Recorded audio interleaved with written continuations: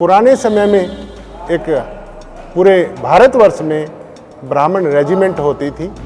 कारण क्या थे कि ब्राह्मण शुरू से ही शस्त्र और शास्त्र का ज्ञाता रहा है, विद्वान भी रहा है, योद्धा भी रहा है। अंग्रेजों को कहीं ना कहीं ये डर था कि ब्राह्मण ही हमारे से आज़ादी लेने में सक्षम है, अन्यथा किसी के बस की बात नहीं। तो क्या मानते हैं कि हाई रेजिमेंट की भी मांग हो रही है, चमार रेजिमेंट की भी मांग हो रही है, तो क्या मानते हैं कि नहीं रेजिमेंट संभव हो पाएंगी? इस देश में प्रहरी बने, हमारे युवाओं को रोजगार मिले, हमारे युवा भी सक्षम हैं, ताकि इस रेजिमेंट को दोबारा से गठित करके हम इसमें सेवा कर सके, समाज में हमारा भी एक अलग से रुतबा हो, हमारे भी नाम से एक रेजिमेंट हो। कि पुराने समय में एक पूरे भारतवर्ष में ब्राह्मण रेजिमेंट होती थी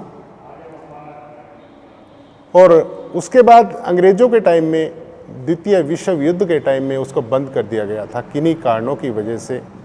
कारण क्या थे कि ब्राह्मण शुरू से ही शस्त्र और शास्त्र का ज्ञाता रहा है, विद्वान भी रहा है, योद्धा भी रहा है।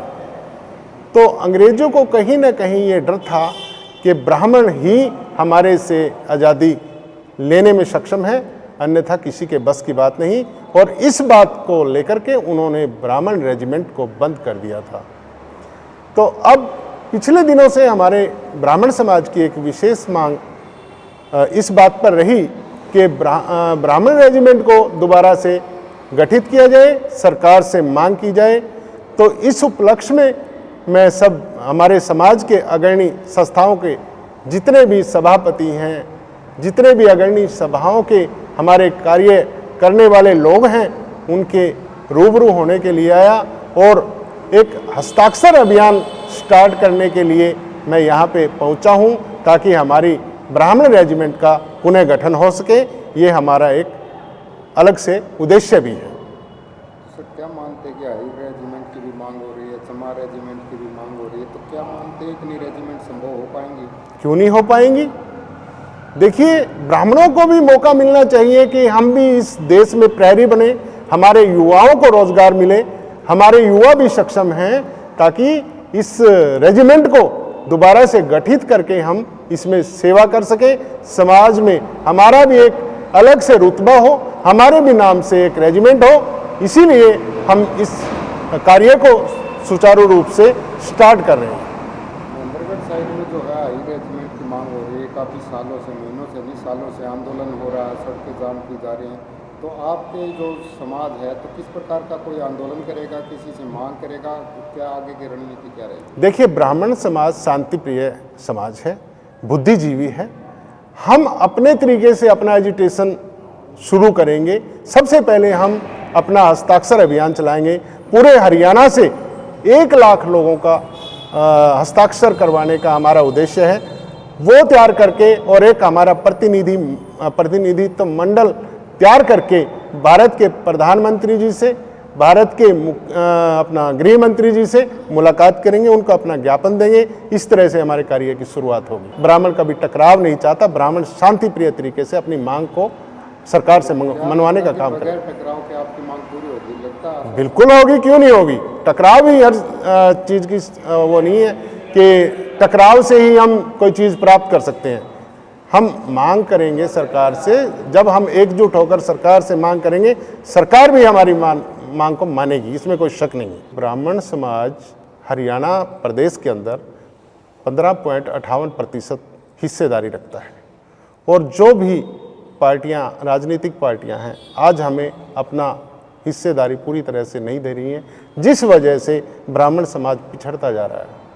हम तो बिल्कुल सभी पार्टियों से बाकायदा ब्राह्मण खाप की तरफ से पत्र लिखा जाएगा कि हमारे को हमारी हिस्सेदारी के हिसाब से टिकटें दी जाएं। देखिए, हरियाणा के अंदर 18 सीटें ऐसी हैं जिन पर ब्राह्मण समाज प्रतिनिधित्व करता है, लेकिन हमारे समाज को पीछे हटाने के लिए राजनीतिक पार्टियां हमारी उस हिस्सेदारी को पूरी नहीं करती, जिस वजह से ब्राह्मण आज के समय में रोष में है। ब्राह्मण किसी भी पार्टी का विरोधी नहीं है, ब्राह्मण किसी पार्टी के साथ नहीं है। ब्राह्मण को अपना मान सम्मान चाहिए, अपनी टिकटों में हिस्सेदारी चाहिए। ब्राह्मण भी हरियाणा का प्रदेश का मुख्यमंत्री बनने में सक्षम है। सबसे पहले हमारे समाज के ही ब्राह्मण इस प्रदेश के मुख्यमंत्री रहे, भारतवर्ष के प्रधानमंत्री रहे, भारतवर्ष के राष्ट्रपति रहे। ब्राह्मण के साथ हर जातियां चलती हैं, क्योंकि ब्राह्मण ने आज तक किसी का विरोध नहीं किया। ब्राह्मण सर्वमान्य नेता हो सकता है। जो भी पार्टी ब्राह्मण को अब की बार अपनी पार्टी का मुख्यमंत्री पद का उम्मीदवार बनाती है, पूरा ब्राह्मण समाज एकजुट होकर के उसके साथ लगेगा। हमारे बीच में कोई मतभेद नहीं है, कोई मनभेद नहीं है। पूरा ब्राह्मण एकजुट होकर के उसको पुरजोर समर्थन करके तन मन धन से उसको बनाने का काम करेगा। सिर्फ सीएम की मांग करेंगे इस बार। देखिए, हमारी हिस्सेदारी होगी तभी तो हम सीएम बनेंगे। अगर हमारे ब्राह्मणों को ही 2 टिकट दी तो हम कहाँ से सीएम बनेंगे?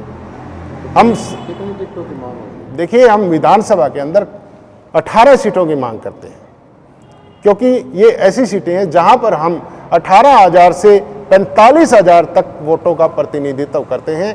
उन सीटों की हम मांग करते हैं। ब्राह्मण खाप बिल्कुल पुरजोर मांग करती है सभी राजनीतिक पार्टियों से कि हमारे को हिस्सेदारी पूरी ईमानदारी के साथ दी जाए। और रही लोकसभा की बात, आगामी लोकसभा चुनाव आ रहा है।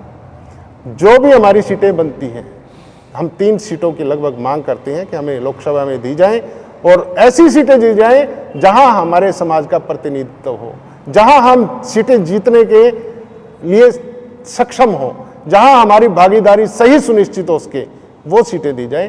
तभी ब्राह्मण कोई फैसला करेगा। अब की बार ब्राह्मण चुप बैठा है। क्यों बैठा है? ब्राह्मण अब की बार एकजुटता का प्रयास करेगा, एकजुट होकर के दिखाएगा।